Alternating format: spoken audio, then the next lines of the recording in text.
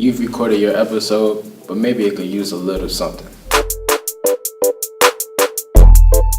Hi, I'm Lavelle, a videographer and a podcast producer, and I'll show you how to edit music and sound effects into your podcast episode. You may want to use your favorite song, but there's this little big thing called copyright.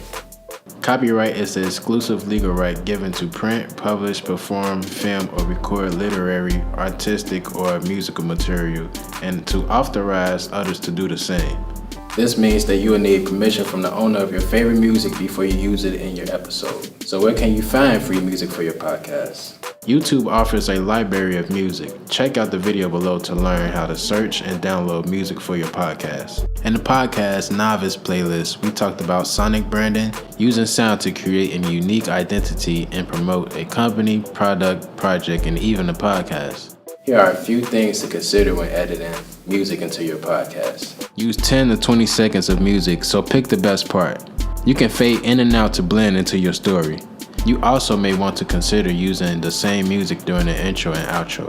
The podcast network Gimlet Media uses the same song throughout all their podcasts to indicate a commercial is taking place. Now let's talk about sound effects. You can add some drama to your episode with sound effects. If telling a story takes place in the winter, add wind sound effects. Here are a few things to consider when editing sound effects into your episode.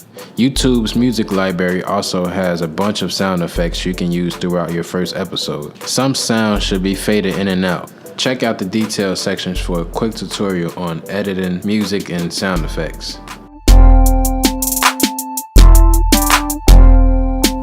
Select music and 3 sound effects and add them to your first episode. Then upload your first episode.